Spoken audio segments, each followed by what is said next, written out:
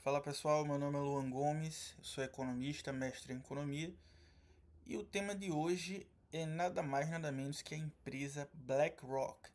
Não sei se vocês já ouviram falar dela, mas ela é uma das empresas mais poderosas do mundo, né?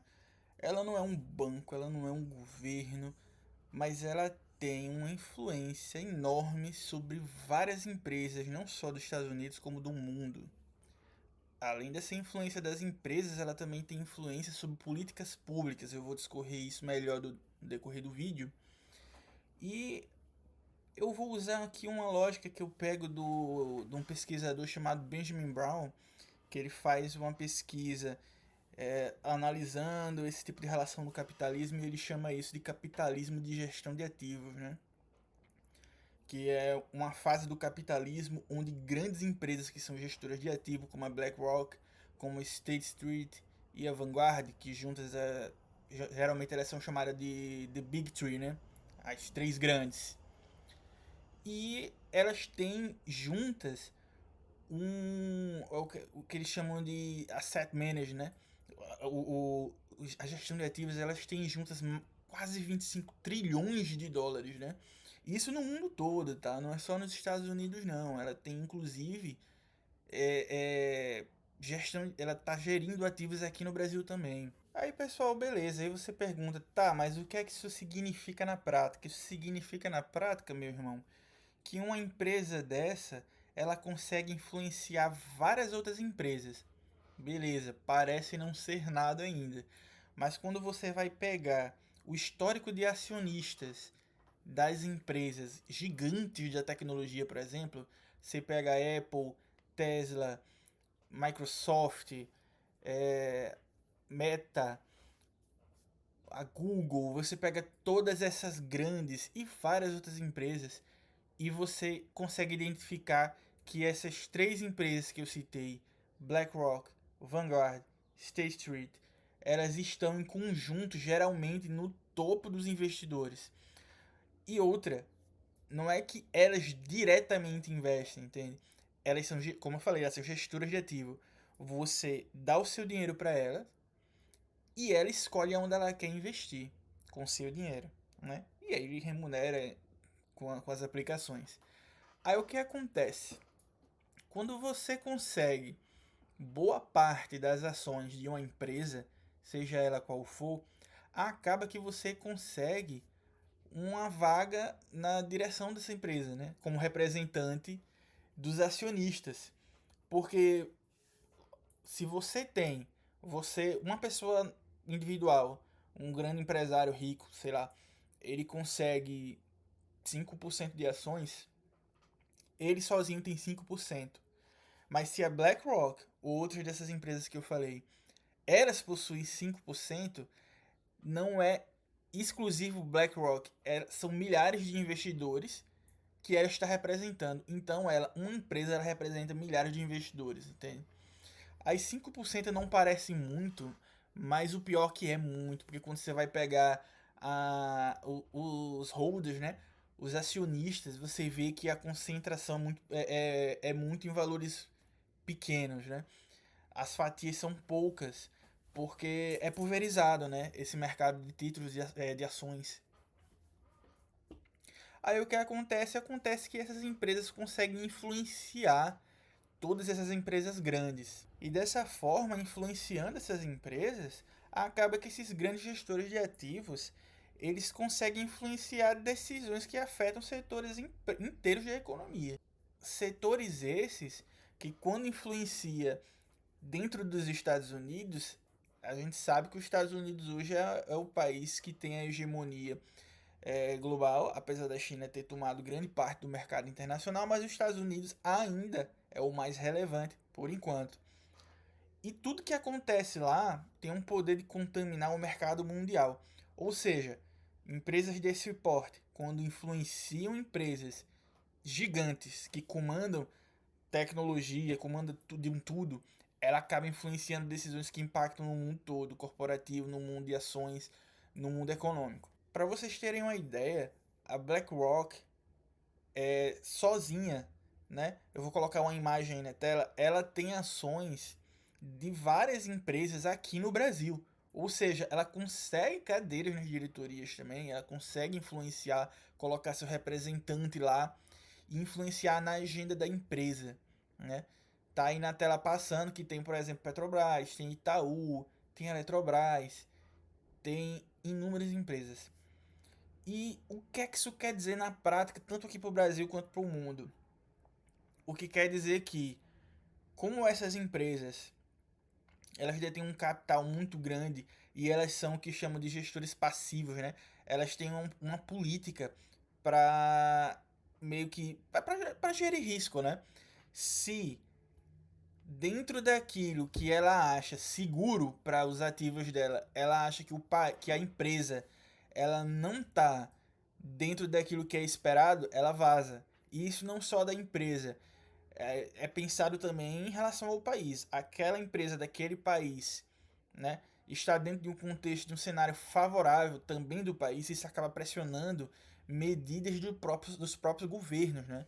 O próprio governo, por exemplo, do país nosso, o Brasil, todo presidente, não só o Lula, qualquer presidente, ele está sobre o jugo de grandes empresas como essa. Porque se uma empresa dessa começa a sair em massa de várias empresas, isso pode fazer com que tanto essas empresas quebrem, gerando um prejuízo enorme para a economia, porque gera uma contaminação, pode gerar uma quebradeira. E é muito dólar saindo de uma vez, pode gerar uma crise cambial que por si só ela afeta a inflação também, que a nossa inflação ela também tem influência no câmbio, né? Ela é influenciada pelo câmbio. Ou seja, não é brincadeira o poder que essas empresas detêm. Aí você vê o seguinte, a BlackRock ela cresceu muito, já era grande, né?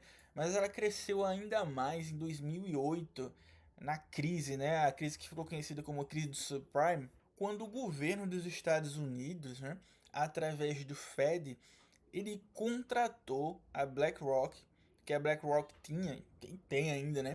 Ela tem uma tecnologia que é chamada de Aladdin, que é basicamente um cérebro financeiro, né? Que vamos dizer, se for a primeira palavra que veio na cabeça. É um cérebro financeiro.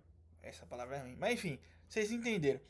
É um sistema deles para gerir risco, né? Ele simula risco, simula vários cenários possíveis e ele é muito bom em gerir riscos naquilo que eles consideram arriscado para os investimentos. Dentro daquele cenário de crise dos Estados Unidos que contaminou o mundo todo, a BlackRock teve um papel fundamental porque, veja que absurdo, o Fed, né, o governo, o Banco Central de lá, não tinha expertise para lidar com uma situação daquela e chamou uma empresa privada para fazer uma coisa que era para o setor público fazer. Veja que absurda a influência que essa empresa ganhou, né? Principalmente a partir dali. Ou seja, o governo naquele momento ele toma atitudes muito polêmicas, né?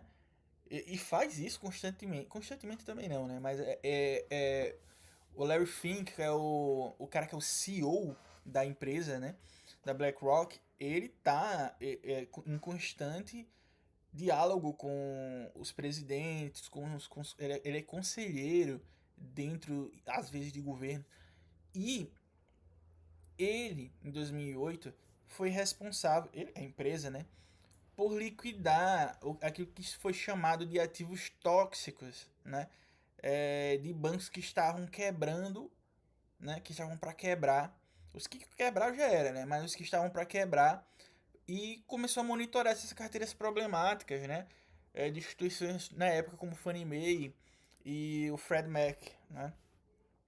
Inclusive em 2020 também se tem notícia de que a BlackRock foi chamada pelo Fed, né, contexto de pandemia, para gerir a compra também de diversos ativos para novamente fazer um papel que o setor público, mesmo depois de tantos anos, não se via capaz de fazer e chamou uma gestora de ativos para isso. Para você ver o quão entranhado essa relação entre BlackRock e também as outras, né, elas têm as influências delas também, mas você vê que é uma coisa que está não só no sistema econômico, mas no sistema político também. E teve No caso mais recente, porque, tipo, elas são grandes empresas, tem toda uma política que fica falando de ESG, né? Toda aquela questão de economia verde, ao mesmo tempo em que elas investem em petroleiras, com a Petrobras. Tudo bem que o governo está tentando fazer uma transição energética, mas isso ainda leva um tempo, né? Mesma coisa com empresas como a Chevron, Estados Unidos e outras tantas petroleiras que não é uma energia limpa, né? E apesar de se colocarem como defensores do meio ambiente, ficam investindo em empresas assim. Aí, ou seja, né? Voltando àquela questão da empresa que foi contratada para fazer coisas do governo, aí você vê, você contrata uma empresa para gerir ativos, no caso da BlackRock, que ela mesmo tem. Você tá pegando uma empresa, é como se você, sei lá, você contratasse uma empresa para fazer a auditoria dela mesma para ver se tem algum problema na empresa de corrupção, por exemplo. Não faz sentido, né?